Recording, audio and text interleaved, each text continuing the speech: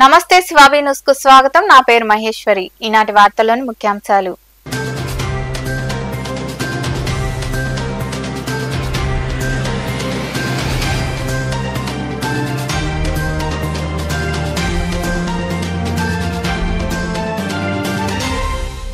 అభ్యర్థుల భవితవ్యం తేల్చే ఈవీఎంలు భద్రం।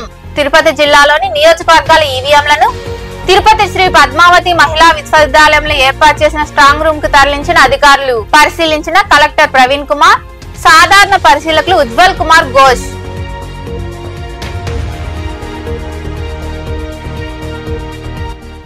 సిబిఎస్ఈ 10వ తరగతి పరీక్షా ఫలితాల్లో లిటిల్ ఏంజల్స్ పబ్లిక్ పాఠశాల జయకేతనం। చిలకూరు సమీపంలోని పాఠశాలలో ఏర్పాటు చేసిన కార్యక్రమంలో విద్యార్థులను అభినందించిన కరెస్పాండెంట్ సుబ్రహ్మణ్యం రెడ్డి, ఉపాధ్యాయులు।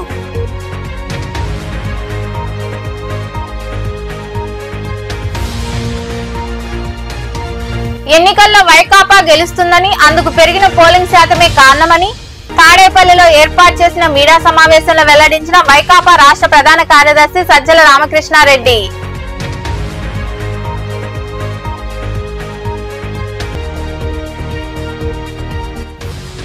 సూలూరుపేట నియోజకవర్గంలో ప్రశాంతంగా పోలింగ్। ఓదిలి మండలంలోని కొండవల్లిపాడు గ్రామ పోలింగ్ కేంద్రం వద్ద ఇరు వర్గాల మధ్య ఘర్షణ కారణంగా పలువురికి గాయాలు, అడ్డుకున్న పోలీసులు। తిరుపతి జిల్లాలో పోలింగ్ ప్రశాంతంగా ముగిసింది। పలు నియోజకవర్గాల్లో సోమవారం రాత్రి వరకు పోలింగ్ కొనసాగింది। పోలింగ్ ముగిసిన వెంటనే ఈవీఎంలను ఎన్నికల అధికారులు తిరుపతికి తరలించారు। తిరుపతి జిల్లాలో సోమవారం రాత్రి వరకు పోలింగ్ కొనసాగింది। కొన్ని చోట్ల పార్టీల నాయకులు, కార్యకర్తల మధ్య ఘర్షణలు చోటు చేసుకున్న పోలీసుల జోక్యంతో సర్దుమణిగాయి। పోలింగ్ పూర్తయిన కేంద్రాల నుండి ఈవీఎంలను ఎన్నికల అధికారులు తిరుపతిలోని శ్రీ పద్మావతి మహిళా విశ్వవిద్యాలయంలో ఏర్పాటు చేసిన స్ట్రాంగ్ రూమ్ కు తరలించారు। జిల్లాలోని 7 శాసనసభ నియోజకవర్గాలు, తిరుపతి లోక్సభ నియోజకవర్గానికి సంబంధించిన ఈవీఎంలను అత్యంత భద్రతా నడుమ కలెక్టర్ మరియు ఎన్నికల అధికారి ప్రవీణ్ కుమార్ తరలించి ఏర్పాటు చేశారు। స్ట్రాంగ్ రూమ్ కు చేరుకున్న ఈవీఎంలను తిరుపతి పార్లమెంటు నియోజకవర్గ సాధారణ పరిశీలకులు ఉజ్వల్ కుమార్ ఘోష్, రాజకీయ పార్టీ నాయకులు, అభ్యర్థుల సమక్షంలో భద్రపరిచారు। సార్వత్రిక ఎన్నికల పోలింగ్ ప్రశాంతంగా ముగిసింది। ఓటర్లు పెద్ద ఎత్తున పోలింగ్ కేంద్రాలకు చేరుకుని తమ ఓటు హక్కు వినియోగించుకున్నారు। తిరుపతి జిల్లాలో సోమవారం రాత్రి 10 గంటల వరకు 76% నమోదైనట్లు ఎన్నికల అధికారులు పేర్కొన్నారు।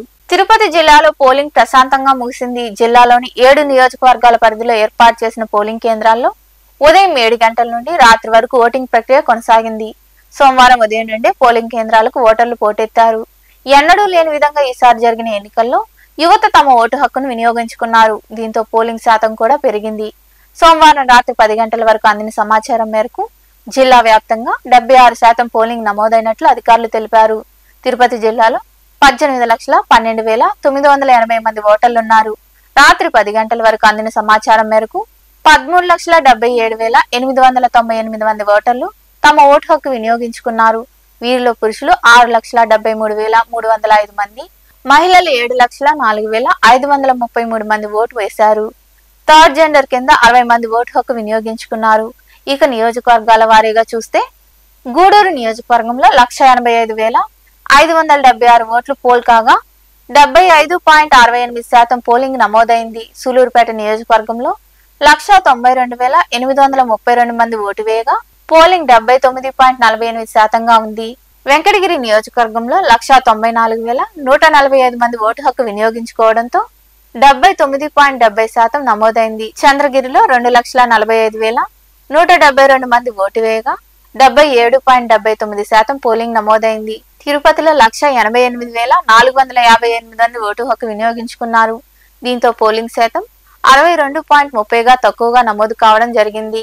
శ్రీకాళహస్తిలో 194,439 మంది ఓటు వేశారు। దీంతో 78.23% పోలింగ్ నమోదైంది। ఇక సత్యవేడు నియోజకవర్గంలో 177,276 మంది ఓటు హక్కు వినియోగించుకోవడంతో 80.31%గా పోలింగ్ నమోదైనట్లు అధికారులు వెల్లడించారు। సిబిఎస్ఈ 10వ తరగతి పరీక్షా ఫలితాల్లో లిటిల్ ఏంజల్స్ పబ్లిక్ పాఠశాల విద్యార్థులు విజయకేతనం ఎగురవేశారు। చిలకూరు సమీపంలోని శారదానగర్ లో ఏర్పాటై ఉన్న ఎల్ఏబి పాఠశాల విద్యార్థులందరూ మొదటి శ్రేణిలో ఉత్తీర్ణులు కావడంతో అక్కడ సంబరాలు జరుపుకున్నారు। అత్యుత్తమ ప్రతిభ కనపరిచిన విద్యార్థులను అభినందించారు। సిబిఎస్ఈ 10వ తరగతి పరీక్షలు వెలువడ్డాయి। చిలకూరు సమీపంలోని శారదానగర్ లో ఏర్పాటై ఉన్న ఎల్ఏపి ఇంగ్లీష్ మీడియం పాఠశాల మరోసారి సంచలనం సృష్టించింది. పాఠశాల 10వ తరగతి విద్యార్థులందరూ జయకేతనం ఎగురవేశారు. 100% ఉత్తీర్ణత సాధించారు. సయ్యద్ కమీషా తబస్సుం 574 మార్కులు సాధించి పాఠశాల టాపర్ గా నిలిచింది. తర్వాతి స్థానాల్లో 569 మార్కులతో జాహ్నవి, 568 మార్కులతో హర్షిత్ సాయి, జశ్వంత్ కుమార్ నిలిచారు. పరీక్షకు 77 మంది విద్యార్థులు హాజరు కాగా 31 మంది విద్యార్థులు 500కు పైగా మార్కులు సాధించడం విశేషం. ఈ సందర్భంగా పాఠశాలలో ఏర్పాటు చేసిన కార్యక్రమంలో ప్రతిభ కనపరిచిన విద్యార్థులను పాఠశాల యాజమాన్యం, ఉపాధ్యాయులు అభినందించారు. అనంతరం పాఠశాల కరస్పాండెంట్ సుబ్రహ్మణ్యం రెడ్డి మాట్లాడుతూ గత 40 ఏళ్లుగా ఈ పాఠశాలను ఆదర్శవంతమైన పాఠశాలగా నడుపుతున్నామని తెలిపారు.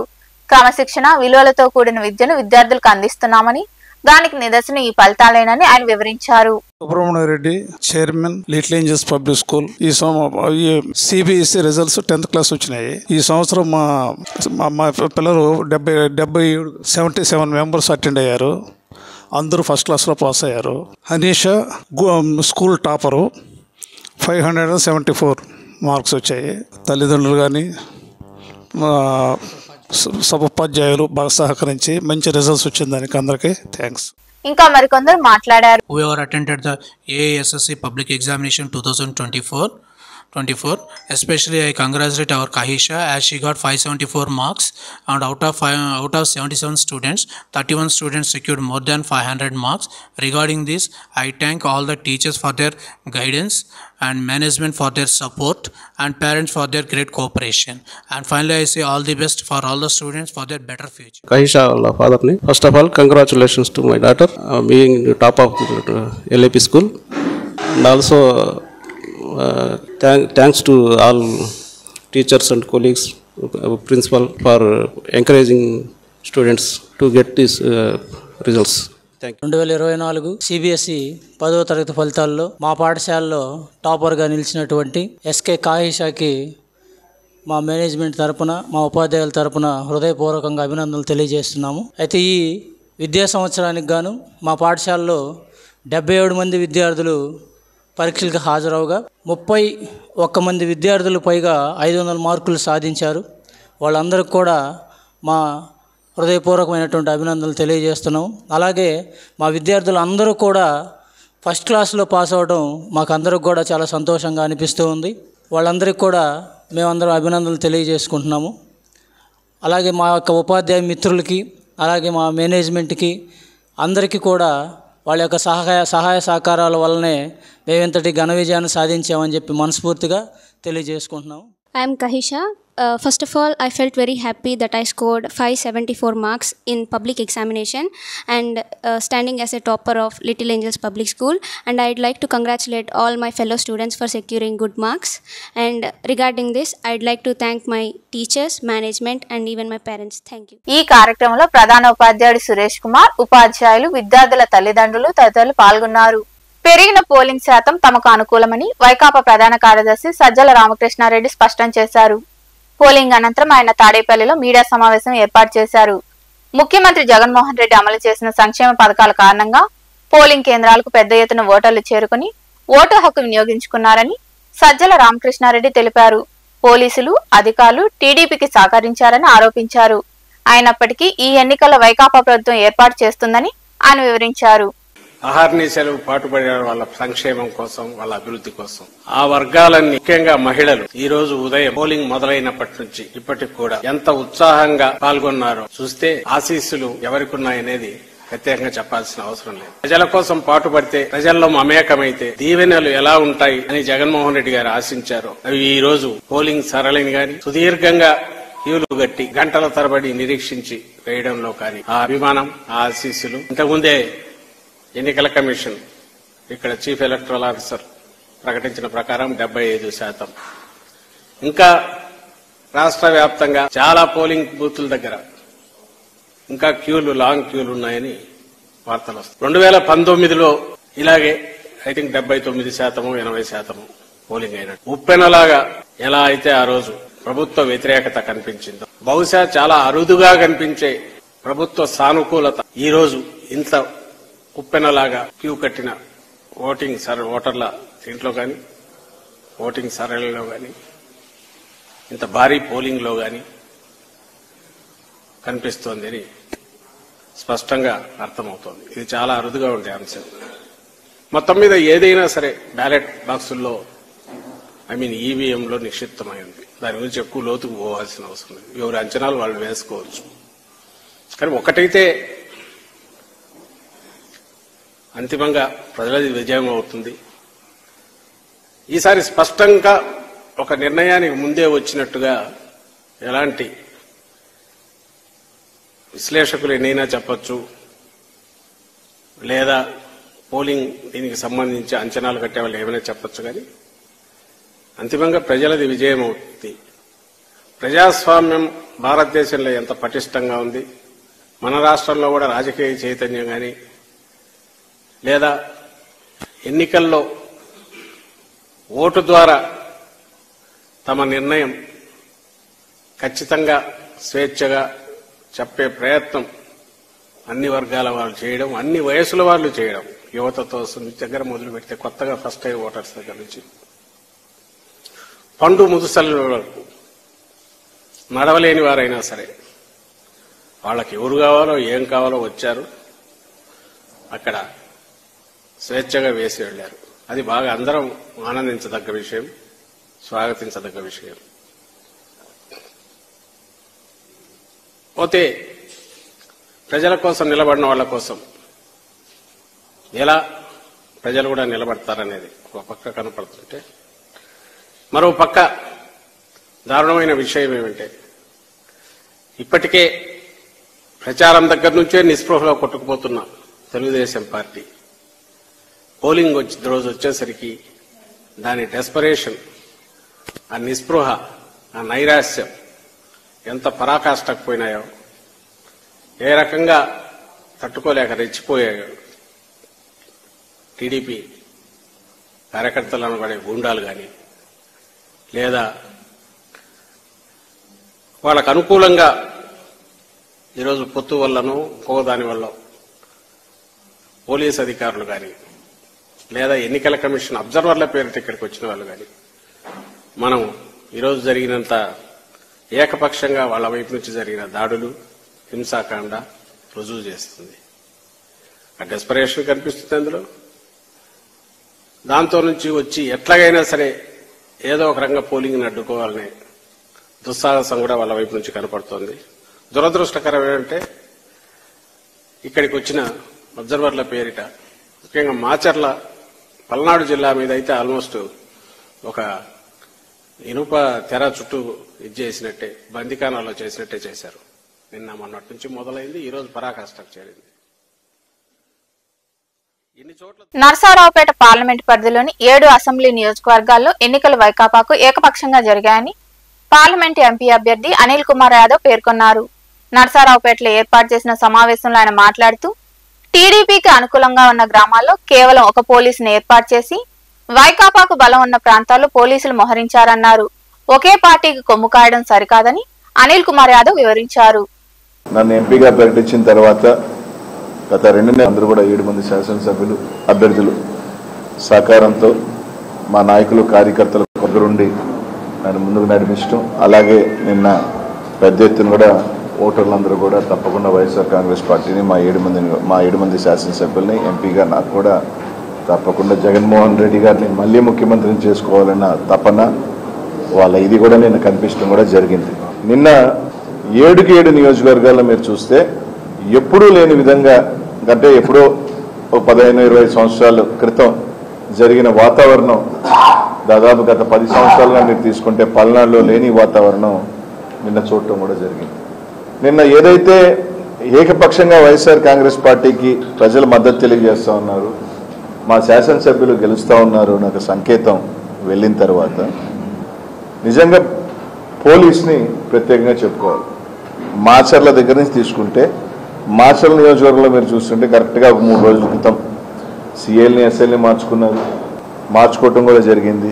మార్చుకున్న దగ్గర నుంచి నిన్న మీరు చూడండి ప్రతి నియోజకవర్గంలో పోలింగ్ దాకా పోలింగ్ తర్వాత తెలుగుదేశం చేసిన అరాచకం అందరూ కూడా చూశారు. మాచర్ల నియోజకవర్గాలు అయితే దాదాపు ఎస్పీ గారు, ఐజీ స్థాయి ఒక అధికారి పూర్తిగా మాచర్ల నియోజకవర్గంలోనే మా ఎస్పీ గారు మాచర్లకు ఎస్పీగా ఉన్నారా లేకపోతే పల్నాడుకి ఎస్పీగా ఉన్నారా అర్థం కాని పరిస్థితి. దాదాపు నిన్న 10 గంటల నుంచి పలానా ప్రాంతంలో సమస్య ఉందని ఫోన్ చేస్తామంటే ఎస్పీ గారు ఫోన్ ఎత్తరు. డిఎస్పీ గారు అయితే కంప్లీట్ పొద్దున 8 గంటల నుంచి ఫోన్లు ఎత్తే పనే లేదు. కలెక్టర్ గారు అప్పుడప్పుడు ఫోన్లు ఎత్తడం ఆరాగురా స్పందించడం జరిగింది. ఈరోజు బాగా మీరు గమనిస్తే ఏదైతే తెలుగుదేశం పార్టీ గట్టిగా ఉన్న ప్రాంతాలలో అంతా అసలు పోలీసే లేదు. 3000 ఓట్లు ఉన్న దగ్గర ఒక్క police single men. YSR Congress party గట్టిగా ఉన్న దగ్గరలా తీసుకుంటే ఒక బెటాలియన్ ఓట్లేయనీయకుండా తెలుగుదేశం పార్టీ వాళ్ళు రచ్చ చేస్తూ ఉంటే చెదరగొట్టే ప్రయత్నం. అక్కడ మాత్రం యథేచ్ఛగా మీరు ఓట్లు వేసుకోండి, ఫోన్ చేసి చెప్తే సార్ పంపిస్తాం సార్, మేము లేదు, ఫోన్లు ఎత్తే పనే లేదు. తెలుగుదేశం పార్టీ ఒకవేళ అధికారంలోకి వస్తే ఏ విధంగా ఉండబోతుందో అనేది కానీ ఒక సంకేతాల్లాగా ఇచ్చారు. అది వచ్చేది లేదు, పెట్టేది లేదు. తిరిగి వైఎస్ఆర్ కాంగ్రెస్ పార్టీ జగన్మోహన్ ముఖ్యమంత్రి అవుతున్నారు. మేము అధికారంలోకి రావట్లేదు అన్న అక్కస్సు. అదే నిన్న 100 ఊర్లు ఉన్న మాచర్లో తీసుకుంటే 2 గ్రామాలలో పూర్తిగా డిఎస్పీ పొద్దునే సాయంకాలం దాకా 2 డిఎస్పీలు వేశారు 2 గ్రామాల్లో. అదే ఒక మండలానికి సంబంధించి కనీసం ఒక ఎస్ఐ స్థాయి అధికారి కూడా తిరిగే పరిస్థితులు లేవు. ఎక్కడైనా ఒక మండలాన్ని డిఎస్పీని పెట్టి పర్యవేక్షణ చేస్తారు. కానీ ఒక 2 గ్రామాలు, సరే ఆ గ్రామాలు దూరమా 2 కిలోమీటర్ల దూరంలో ఉన్న 2 గ్రామాలలో గొడవలు కూడా లేవు. ఆ గ్రామాలలో అక్కడ మాత్రం కంప్లీట్గా 2 డిఎస్పీలు పెట్టారు. మండలానికి సంబంధించి మీరు తీసుకుంటే కనీసం ఒక మనిషి లేరు. ఎమ్మెల్యే కొడుకు మీద దెబ్బలు తగిలినాయి, ఎమ్మెల్యే గారికి గాయాలయ్యాయి. అక్కడికి వెళ్ళి పోలీసుకి ఫోన్ చేసే స్పందన లేదు. సూలూరుపేట నియోజకవర్గంలో ఎన్నికలు ప్రశాంతంగా ముగిశాయి. 1-2 చోట్ల మినహా అన్ని పోలింగ్ కేంద్రాల్లో ఓటింగ్ ప్రశాంతంగా జరిగింది. మొత్తం మీద 82% మంది ఓటర్లు తమ ఓటు హక్కు వినియోగించుకున్నారు. సూలూరుపేట నియోజకవర్గంలో 82% మంది వరకు ఓటర్లు తమ ఓటు హక్కు వినియోగించుకున్నారు. పోలింగ్ రోజున 1-2 చోట్ల ఘర్షణ వాతావరణం నెలకొంది. ఓజిలి మండలంలోని కొండవల్లిపాడు గ్రామంలో ఇరు వర్గాల మధ్య ఘర్షణ చోటు చేసుకుంది.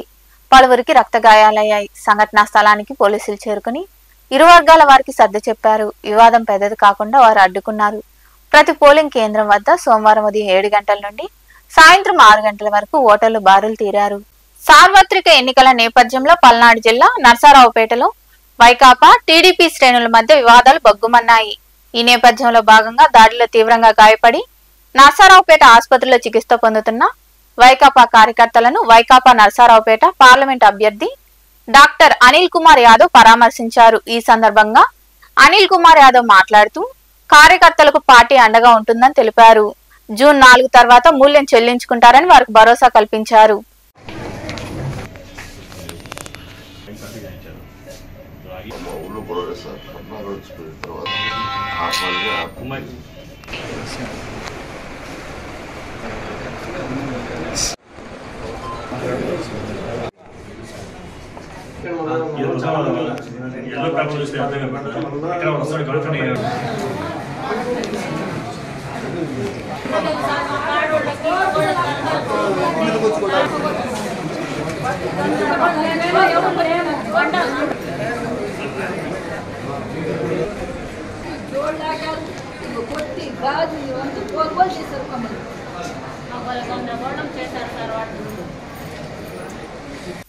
గూడూరు పట్టణంలోని త్యాగరాజ వీధిలో కొలువైన శ్రీ కళ్యాణ వీరభద్రస్వామి దేవాలయంలో మంగళవారం నిర్వాహకులు మునిమోహన్ ఆధ్వర్యంలో అన్నదాన కార్యక్రమం జరిగింది. దాతల సహకారంతో జరిగిన అన్నదాన కార్యక్రమంలో భక్తులు విరివిగా పాల్గొని జయప్రదం చేశారు. ఉభయదాతలుగా మువ్వా విజయలక్ష్మి జ్ఞాపకార్థం ఆమె భర్త మువ్వా సురేష్ బాబు వారి కుటుంబ సభ్యులు వ్యవహరించారు.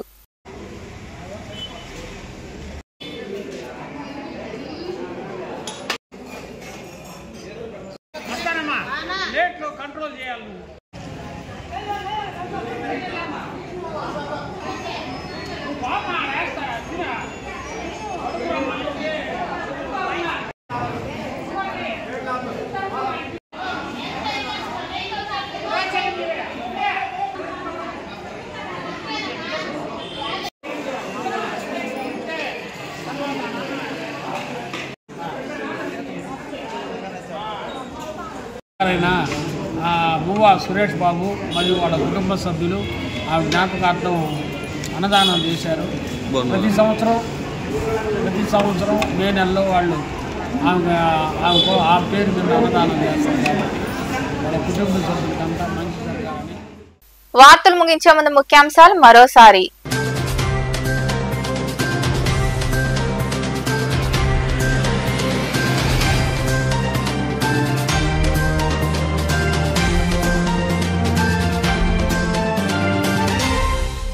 అభ్యర్థుల భవితవ్యం తేల్చే ఈవీఎంలు భద్రం.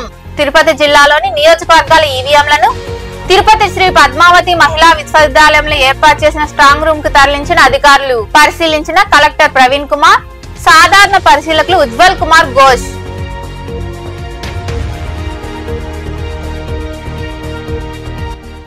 సిబిఎస్ఈ 10వ తరగతి పరీక్షా ఫలితాల్లో లిటిల్ ఏంజల్స్ పబ్లిక్ పాఠశాల జయకేతనం. చిలకూరు సమీపంలోని పాఠశాలలో ఏర్పాటు చేసిన కార్యక్రమంలో విద్యార్థులను అభినందించిన కరస్పాండెంట్ సుబ్రహ్మణ్యం రెడ్డి, ఉపాధ్యాయులు.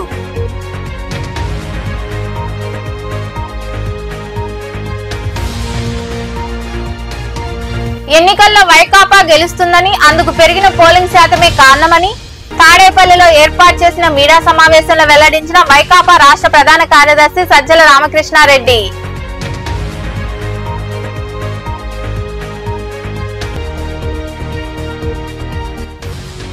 సూలూరుపేట నియోజకవర్గంలో ప్రశాంతంగా పోలింగ్.